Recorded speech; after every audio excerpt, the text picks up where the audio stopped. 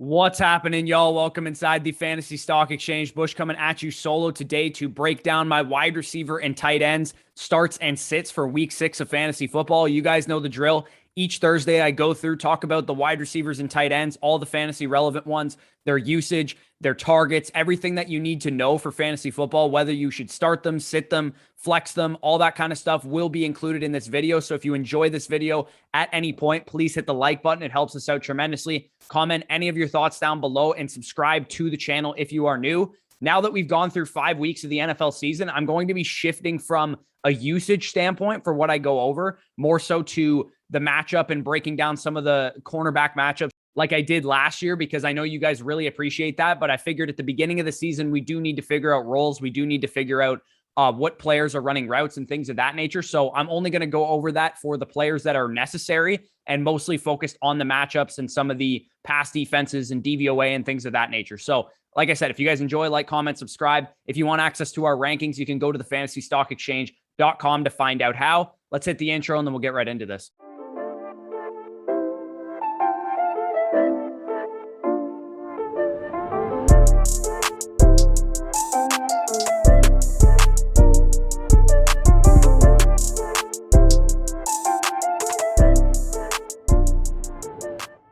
Before we get into the first game, of course, we do have 4 teams on bye this week. It is the first week of bye weeks. We have the San Francisco 49ers, New York Jets, Atlanta Falcons, and New Orleans Saints. A couple big receivers like Calvin Ridley on bye week this week, as well as Deebo Samuel. So those guys, obviously, you'll have to make other plans for. Get some other guys into your lineup. As, of course, I'm going to be talking about the top 40 wide receivers, mainly as starts or flex options. Now let's get into Thursday Night Football. My Tampa Bay Buccaneers, go Bucs, will be taking on the Philadelphia Eagles on Thursday night. In this game, of course, you will be starting all 3 Buccaneers wide receivers, and you can start Devontae Smith with confidence.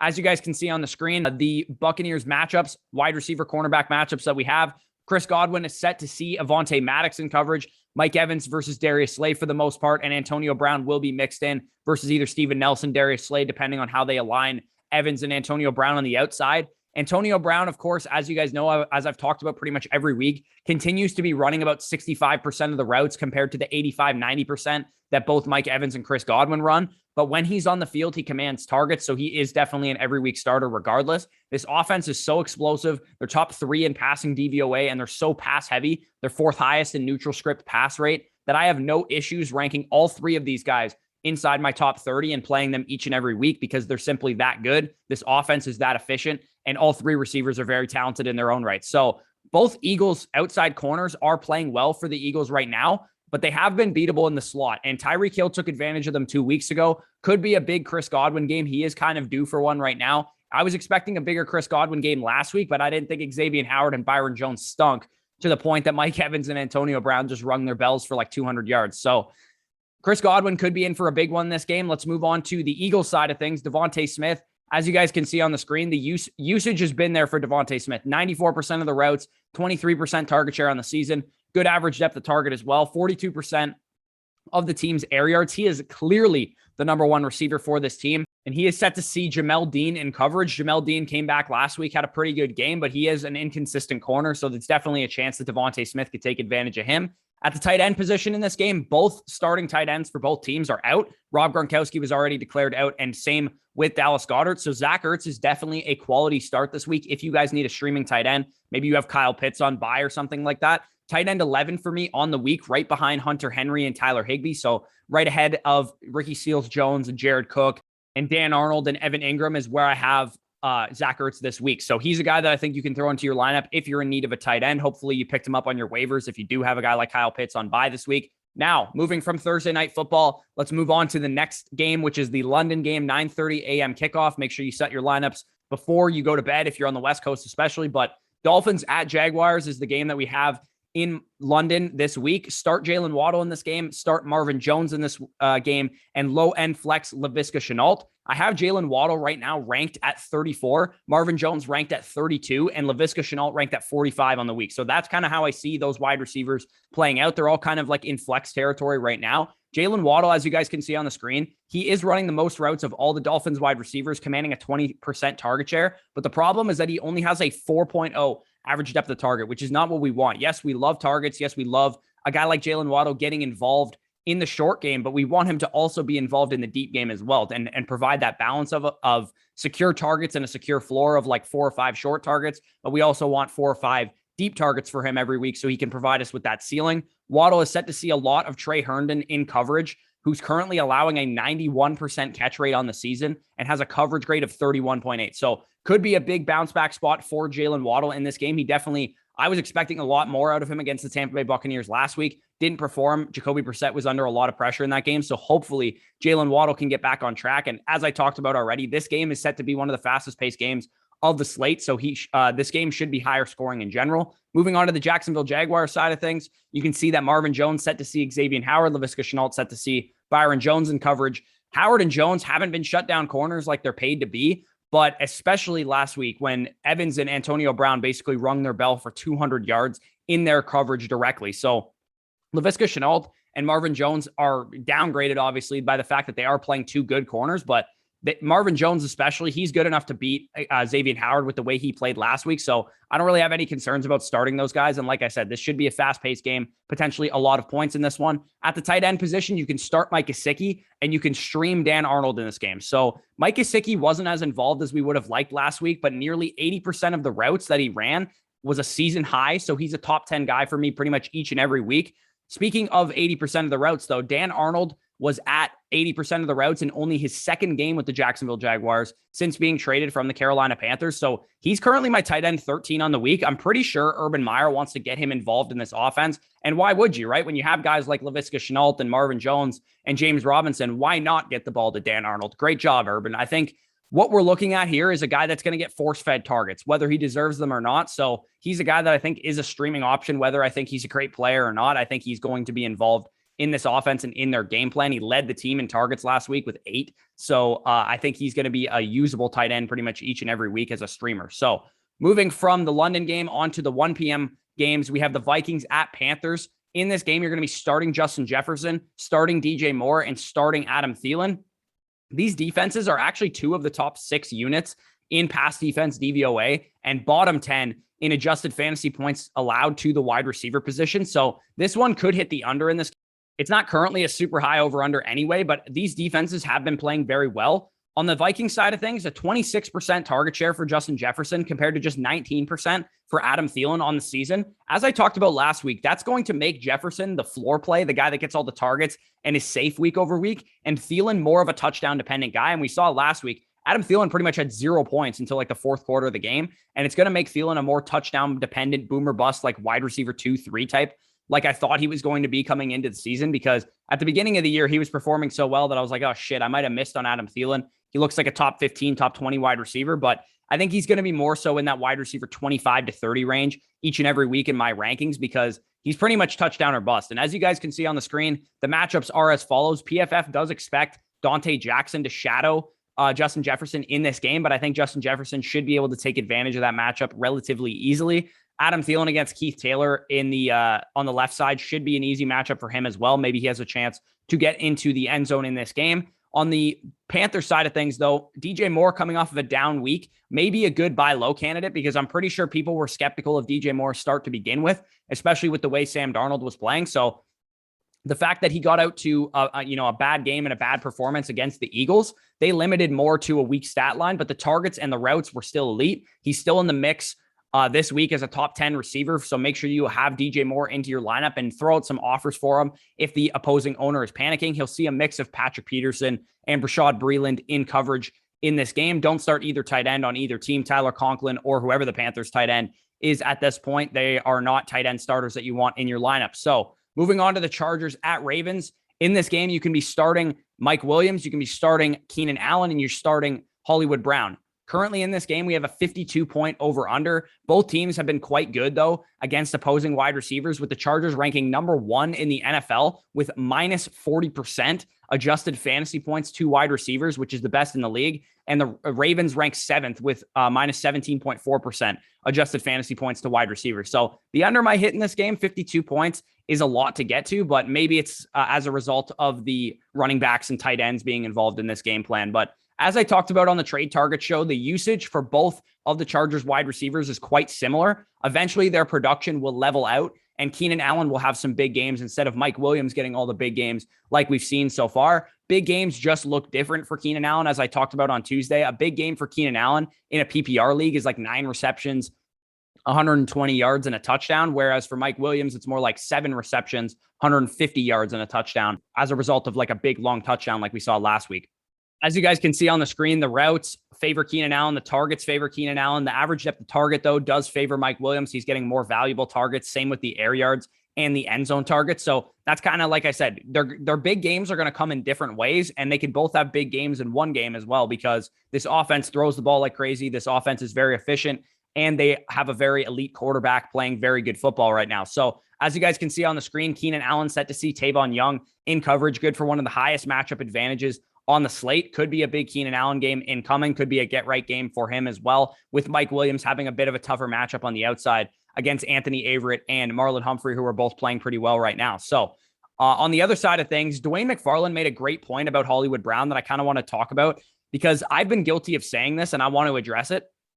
Basically, we love Rashad Bateman. I love Rashad Bateman, and he could ding Marquise Brown and Andrews when he comes back. But with the way that those other guys are playing, with the way that Hollywood Brown is playing, with the way that Mark Andrews is playing, it's no guarantee that Bateman can even get on the field and carve out a significant role. The shoe of proving himself is on Bateman. It's not on Marquise Brown to continue doing what he's doing. It's on Bateman to do anything, really, because Marquise Brown is playing pretty much elite wide receiver right now, and Mark Andrews also playing pretty much elite tight end right now. So the fact that Bateman is coming back soon, maybe back for this game, the shoe falls on him to actually produce. It's not an automatic that he's going to get in there and take away targets from Marquise Brown. If anything, he might just take Sammy Watkins off the field and carve out a small role for himself that way while he gets acclimated to the NFL. But tough matchup overall for Hollywood Brown in this game, but he's produced in tough ones before. He produced against the Broncos. So even though he does see the Chargers defense that has been very stingy against wide receivers, he gets their worst corner, or at least they're most prone to mistake, and rookie Asante Samuel Jr., who's playing good right now, but Marquise Brown should be able to take advantage of that matchup.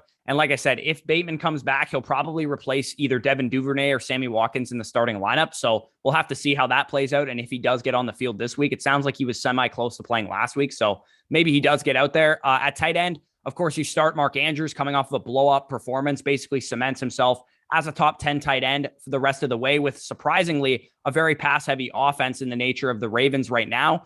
At the other tight end position, of course, we have Jared Cook in this game. He might get a few looks in a potentially tougher matchup for those wide receivers, plus a high over-under in this game. So I think he's worth a streaming option as a top 15 tight end. If you need a guy, like I said, if you have Kyle Pitts on bye, or if you have somebody else on bye that you need a tight end, I think Jared Cook is a solid option that may be available on your waiver wire. So moving on to the next game, we have the Rams at Giants. In this game, you're going to be starting Cooper Kupp. You're going to be starting Robert Woods. And I think you can flex both of the Giants wide receivers, Sterling Shepard and Kadarius Toney. With the Rams, it's pretty simple. You start Cooper Kupp and his 33% target share every single week, and you can safely throw Robert Woods into your lineup now with confidence as a back-end wide receiver too. Finally got the monkey off his back and produced. On the Giants side of things, though, it is more complicated. Word is that Kenny Golladay will be out this week with a knee injury, but it sounds like Sterling Shepard is set to return in this game. Obviously, we have to contextualize Kadarius Toney's production last week, given the fact that Kenny Golladay left early and Sterling Shepard wasn't there. But the week prior, he also did a similar thing because Shepard wasn't out there. But I'm still willing to fire up both Kadarius Toney and Sterling Shepard as top 40 guys. I have both of them like in that 35 to 40 range. So they're not like locked and loaded starts if you have better options, but I do think you can start both of them if you need to with a couple bye weeks. I'm sure a lot of people are going to need to start those guys. In this matchup chart, of course, you can see Kadarius Toney against Jalen Ramsey in the slot. Not an ideal matchup. And I would imagine Sterling Shepard replaces Cade Johnson in the matchup chart against Rochelle in coverage. So with Darius Williams out for a while, that makes the Rams pass defense a lot more vulnerable, especially considering a lot of teams will probably just avoid Jalen Ramsey and stop throwing at him and just throw at Rochelle and David Long on the outside, because Jalen Ramsey is clearly the best corner on that team. There's no reason to target him when you can throw at those weaker corners, as I mentioned. And the Rams matchups, as you guys can see, you have Cooper Kupp going up against Julian Love in the slot. Could be a big game for him. And Robert Woods going up against James Bradbury as well on the outside. So the Giants, while they have some pretty solid corners, they haven't been very good against wide receivers so far this year. They rank top 5 in adjusted fantasy points allowed to the wide receiver position. So could be a big game for both Rams wide receivers in this one. At the tight end position, you can start Tyler Higbee and you can stream Evan Ingram. Tyler Higbee is always a threat to catch a touchdown in such a great offense in LA. Evan Ingram saw great usage last week with 75% of the Giants' routes. So he's currently my tight end 15 on the week, but I would lean with a guy like Dan Arnold, Jared Cook, or Ricky Seals-Jones ahead of him. But if you missed out on those guys, maybe on your waiver wire, I think you can start Evan Ingram in this game as a streaming option. So moving on to the next game that we have here, we have the Texans at the Colts. In this game, it's pretty simple. We only have two receivers that are really fantasy relevant. Start Brandon Cooks and start Michael Pittman Jr. in this game. Both of these guys are the clear-cut number ones in their offenses. Brandon Cooks, despite his down game last week, still has a 33% command of the Texans' targets and a near 50% command of the Texans' air yards. So he's a guy that I'm willing to start each and every week as a top 30 option. He should get back on track this week against Xavier Rhodes in coverage. As you guys can see on the screen, he should be splitting time between Xavier Rhodes and Kenny Moore in the slot. So overall, a good matchup for Brandon Cooks in general. So moving on to Pittman, he has 39 targets in his last 4 games and has turned in some solid fantasy days, especially last week when he caught a nice, play over the top against the Ravens defense in the process. So he's an every week high-end wide receiver 3 type until further notice, in my opinion. As you guys can see on the screen, he's set to see a lot of Desmond King in the slot and Terrace Mitchell on the outside. So that's Michael Pittman. I think he's a guy that you can comfortably start as a top 30 wide receiver. In this game, there's no tight ends worth considering, so don't even worry about that. Pretty fast and pretty simple for Texans and Colts. Moving on to the Chiefs and Washington football team. Again, pretty fast and simple for these guys. There's only 2 fantasy relevant wide receivers in this game. Start Tyreek Hill and start Terry McLaurin. It's another simple one. It sounds like Curtis Samuel is still dealing with his groin injury. So these are the only 2 wide receivers in consideration to start in this one. Tyreek Hill should be fine in this game, coming off of a down game against a stingy Buffalo Bills pass defense in bad weather, I might add as well. He draws Cameron Curl in coverage, who's been solid in coverage this year, only allowing a 57% catch rate on 12 targets, but he has allowed 2 touchdowns, including getting burned by Deontay Harris against the Saints last week. So could be a big touchdown in store for Tyreek Hill in this game because him and Deontay Harris are basically the same type of player. Of course, Tyreek Hill, a much better version of Deontay Harris. So that's the matchup for Tyreek Hill. Both of these defenses rank bottom 4 in pass defense DVOA, and the over-under in this game is 55.5. So this is the highest scoring projected game on the slate. These guys should be very chalky DFS plays and definitely in your lineup for every week starter category in redraft leagues, of course. Could be a big game in store for Terry McLaurin on the other side as well. He faces Mike Hughes and Rashad Fenton on the outside. Should be a big game for him. Tight end position, of course, you are starting Travis Kelce. And in my opinion, you can start Ricky Seals-Jones. I have him in my top 12 at tight ends this week, and we're at that point in the season where Ricky Seals-Jones somehow is a top 12 tight end. But as you guys can see on the screen, he's basically getting the entire Logan Thomas role. 83% of the routes in week 4 in relief of Logan Thomas when he left early, and 87% in a full game without Logan Thomas in this week's game. And of course, he commanded 24% of the targets last week as well and scored a touchdown on an end zone target as well. So Ricky Seals-Jones comfortably inside my top 12 tight ends this week. I picked him up in my home league to fill out my tight end spot with Kyle Pitts on bye this week. So he's a guy that I think if he was available on your waivers or if you need a tight end, I would start him over a number of options that a lot of people would probably consider starting, like Cole Kmet or Evan Ingram, like I said, Jared Cook, anybody like that. I would start Ricky Seals-Jones over all of those guys. So moving on to the Packers at Bears. In this game, you're going to be starting Devontae Adams, flexing Allen Robinson, and low-end flexing Darnell Mooney. Adams is expected to be shadow covered by Jalen Johnson in this game, who's allowed just a 39% completion percentage and 0 touchdowns in his coverage. So not expecting another 200-yard game out of Devontae Adams, but he should be fine in this one. Another week, another Allen Robinson outside the top 50 wide receivers in fantasy. So I honestly don't know what to do with Allen Robinson. In my opinion, he's been the biggest bust in fantasy. If he can't do it this week against the Packers defense, who's legitimately gotten worse and worse in terms of DVOA each week of the season and is now without Jair Alexander, I don't expect Allen Robinson to ever do it because this offense barely throws the ball. They're throwing the ball at like 20 times per game since Justin Fields has taken over, and Jamar Chase ran wild on this defense last week. So if Allen Robinson can't do it this week, he can't do it any week, really, as far as I'm concerned. You cannot start this guy if he disappoints yet again. Expected to see Shannon Sullivan and Isaac Yiadom in coverage. Again, easy matchups. He should be able to take advantage of them, but Justin Fields simply isn't throwing the ball very much. So Allen Robinson will probably have to be very efficient in his own right. He'll probably only get like 6 to 8 targets because of how much they throw the ball. So he'll need to score a touchdown, most likely, to be fantasy relevant in this game.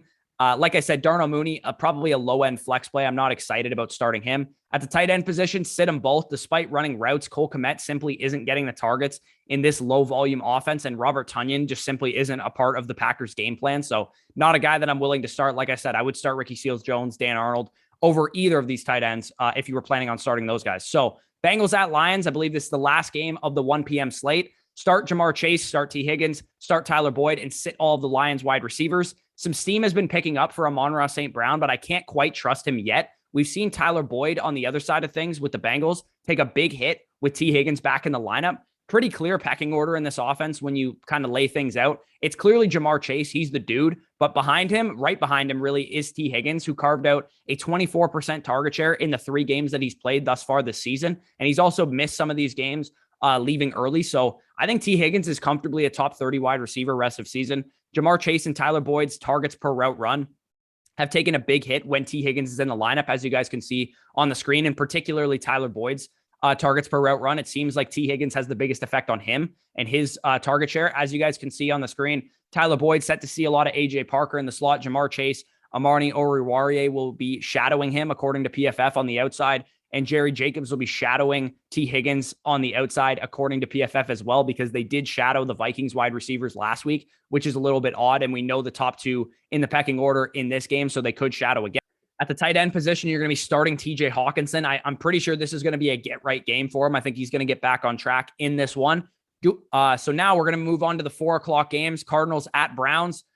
Start DeAndre Hopkins in this game. Start Odell Beckham Jr. in this game. And flex Rondale Moore in this game. So currently, the over-under is set for 49.5 in this matchup. Both defenses, though, rank top 10 against the pass. So this matchup could hit the under, if I'm being honest, but they also could hit the over if these guys score in other ways outside of the passing game, if they score in the running game with Cardinals running backs and Kyler Murray's legs, or with the Browns running backs, of course. So Rondale Moore achieved a milestone this past week. He ran more routes than Christian Kirk for the first time this season, running 57% to 51% respectively. And he's currently at wide receiver 40 for me. So he's literally right at the line between a flex option or a sit or a low end flex play. So he's a guy that I think you can throw into your lineup if you need a bye week filler. Of course, DeAndre Hopkins last week finally had a good game, finally got the grease as the squeaky wheel of this offense. He was well due for a big game in this one. He should see a lot of Denzel Ward in this game, though, so it could be a down game for him in this one. Denzel Ward, of course, the best corner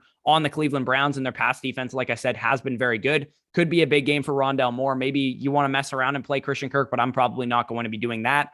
As for Odell Beckham on the other side of things, he's due for a big game, in my opinion, as well.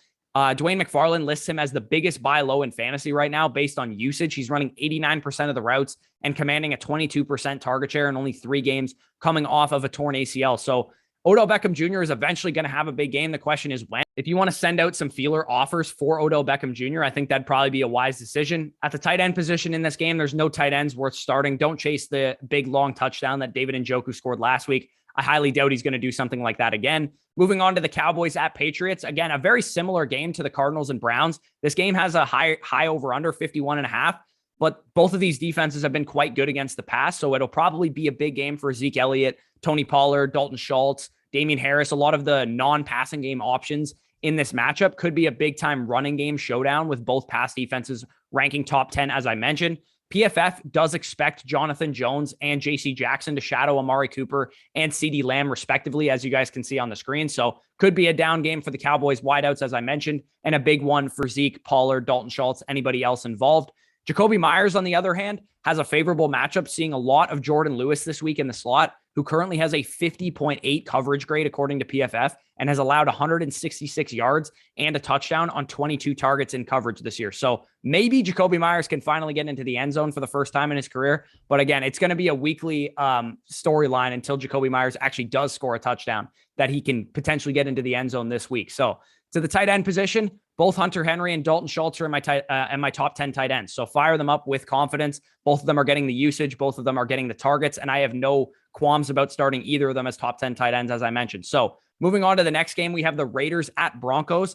In this game, you can start Cortland Sutton, flex Henry Ruggs, low end flex pretty much anybody else that's playing in this game if you need bye week fillers. So Bryan Edwards, Hunter Renfrow, Tim Patrick, I think they're fine. I have them all in like my top 55 wide receivers, but I'll stick to the main guys in this one. I currently have Henry Ruggs at 38, so he's also just inside that top 40 range like Rondale Moore, so he's startable if you need him. Kyle Fuller runs a 4.5, who is going to be his primary matchup, as you guys can see on the screen, and he's given up over 300 receiving yards this season on only 28 targets and fresh off of getting lambasted by Chase Claypool. So Henry Ruggs is a great DFS play this week. If you guys are looking for a tournament play, I think he's an awesome option this week. He could have a long touchdown in this one. So on the Broncos side of things, we have Courtland Sutton, who is seeing wide receiver 1 usage basically with 24% of the targets this year and 42% of the team's air yards, but his 17.1 average depth of target is making him inconsistent. This is the reason that he's not getting, all this 6 for 75 stat lines.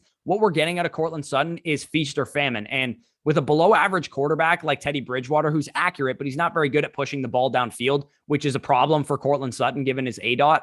I personally would sell Courtland Sutton if you can before Jerry Jeudy comes back and assumes the alpha wide receiver role of this team, which is, I think, what's going to happen because I think Jerry Jeudy's the better player. I liked him more coming into the season, and my stance hasn't really changed on that, especially what I saw from Jerry Jeudy in week 1 before he went out. So Courtland Sutton is set to see Robertson in coverage. Again, I don't even know who that is on the outside with Trayvon Mullen out. So he should be able to take advantage of that guy in coverage, but I would sell him if he has another big game in this one because that'll be back-to-back big games for him. And Jerry Jeudy coming back soon. You should be able to get a high-end wide receiver 2 in return for Courtland Sutton in a trade. So moving on to the tight end position, of course, to start both of these tight ends, Darren Waller and Noah Fant. Both of these guys are inside my top 8 at the tight end position. Noah Fant running a season-high 91% of the routes last week after running a season-high 86% of the routes in week 4. So he is clearly a top 8 tight end for me rest of season, a guy that is consistently getting targets and can get into the end zone. And of course, we know he's a great athlete and can make things happen after the catch. So that's the 4 p.m. games. Now let's move on to Sunday Night Football, the Steelers at Seahawks.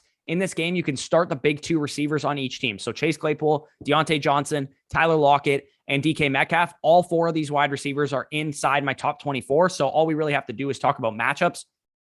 In this game, this actually has the lowest over-under of the entire slate. 42.5 is the over-under in this game. So I actually like the over with both teams ranking about league average in pace and both teams having such great weapons. It's pretty hard for teams like that to score such low points, even though Ben Roethlisberger and Geno Smith aren't the greatest quarterbacks in the world. But I do think this game could be a little higher scoring than the over-under indicates. DK Metcalf is set to see James Pierre in coverage. Tyler Lockett set to see a lot of Joe Hayden in coverage. Of those 2 matchups, Joe Hayden has been the more vulnerable one, allowing 19 targets, 14 receptions, 175 yards, and a touchdown with an absolute bomb to Emmanuel Sanders in week 1. So it could be a big-time Tyler Lockett game if Geno Smith is able to get these guys the ball consistently, which I think he's going to be fine. I don't think he's going to be a great quarterback or they're going to score 35 points on the Steelers, but I think they can score 24, 25 points in this game, and I think that should be enough for Tyler Lockett and DK Metcalf to be involved. We saw Geno Smith favor DK Metcalf when he came in relief of Russell Wilson last Thursday, but hopefully Tyler Lockett can get back on track. He had a tough matchup last week against Jalen Ramsey, so I don't blame the tough matchup on Tyler Lockett too much. On the Steelers side of things, Deontay Johnson and Chase Claypool are now the clear 1 and 2 on this offense, with Juju Smith-Schuster presumably out for the year, if not for a while. Deontay Johnson and Chase Claypool, there's not really anything notable about their matchups because they both split time on the left and right side of the field. So they're both going to see DJ Reed and Sidney Jones to some extent. So not really anything to take away from either matchup, but they're both top 20 guys for me. And they're both guys that I think you should fire up into your lineup. Deontay Johnson is the target getter. Chase Claypool is the big play threat. That's basically what are you looking for? Is it a PPR league? Deontay Johnson in a PPR format is going to be the guy that I favor if I have that decision 1-for-1. At the tight end position, sit them all. Keep an eye on Pat Freiermuth with Juju Smith-Schuster out. He should see an uptick in his receiving work, in his targets, but not a guy that I'm willing to start until I actually see it first. So that's it on that game. On to the Monday Night Football game, the final game of the slate, and then we'll get out of here. Bills at Titans. Pretty exciting Monday Night Football game. Start Diggs, start A.J. Brown, start Emmanuel Sanders, and sit Cole Beasley in this game. So as I talked about on Tuesday with the trade targets video, A.J. Brown's big game is coming. In his 3 games that he's played thus far, he had a solid week 1, had some key drops that hurt him in week 2, injured week 3 and 4, and then tackled at the goal line last week in limited usage as the Titans cruise to a win over the Jacksonville Jaguars. So A.J. Brown is not a guy that I think is going to blow the top off this game necessarily, but the Titans will have to throw in this game. The Bills are going to put up points on the other side of the ball. The Titans defense is terrible. They're not going to be able to stop Stephon Diggs, Emmanuel Sanders, or any of those guys. So I think the Titans are going to be in a positive game script for A.J. Brown. I'm not worried about the Bills' top-ranked pass defense because of this. And I think A.J. Brown is going to be back to normal coming off of the injury, should be back to a full A.J. Brown. And we know he's one of the best receivers in the league from a talent perspective. Julio Jones did return to practice yesterday, so we'll have to monitor that to see if he ends up playing. If he does play, he's probably going to be limited to some degree, so I'm probably not willing to start Julio Jones as anything more than a top 36, top 40 wide receiver if he plays, but I'd imagine they'll probably be cautious with him and maybe give him one more week, but who knows? This could be a big game in terms of AFC implications for the playoffs, so they might want to rush Julio Jones back for this one, and he does get an extra day's rest given the fact that this game's on Monday night. As you guys can see on the screen, A.J. Brown set to see a lot of Levi Wallace in coverage. Levi Wallace has been pretty good in coverage, but like I said, A.J. Brown should see a lot of targets with a pass-heavy game script. Moving on to the other side of things, this is the get-right game for Stephon Diggs, in my opinion. I'm calling it now. Janoris Jenkins has been targeted 32 times this season. 267 yards and a touchdown is what he's allowed in his coverage. And Emmanuel Sanders also continues to be an every-week flex play, and a very good one at that. The reason I say to sit Cole Beasley is because Dawson Knox is actually outrunning more routes than him. In 3 straight games, he's run more routes. And speaking of Dawson Knox, you can start him in this game. Of course, volume eludes Dawson Knox, but his usage is increasing every single week, basically. He's running more and more routes. Like I said, running more routes than Cole Beasley in 3 straight games now. And he's a big play threat, as we saw on Sunday night. So he is an every week starter, in my opinion, a top 10 tight end rest of season. But I would shop him if you have him to see if you can upgrade to a TJ Hawkinson or upgrade to a Darren Waller. I've seen a lot of trades in the comment section, people saying that they traded Cordell Patterson and Dawson Knox for Darren Waller. Like, if you can pull off something like that, that's a great move to make. I think that's the textbook example of buying low and selling high on certain players. So if you guys enjoyed this video, as always, leave a like on the video. It helps us out tremendously. Comment any of your thoughts down below, any questions that you might have. We will be live, of course, before this Thursday night game. I'll probably be wearing a Buccaneers jersey. Subscribe to the channel if you are new. If I gave you some information in this video that you didn't know already, please hit the subscribe button. It's totally free to do so, and it helps us out tremendously. As I talked about at the beginning of the video, if you want access to my weekly rankings, which I made reference to throughout, you can go to the website, thefantasystockexchange.com. And you can get the weekly rankings one of 3 ways. You can purchase them outright for $20. You can go to underdogfantasy.com, deposit using promo code FSE. You'll get $10 on top of whatever you deposit on the website to play with in Pick'ems and Best Ball Resurrection. A lot of fun games that they have going on there. Or you can get them by becoming a Patreon, patreon.com/fantasy stock exchange. The link is in the description for that. That's how you can get the rankings, guys. Again, peace out, and I'll talk to you soon.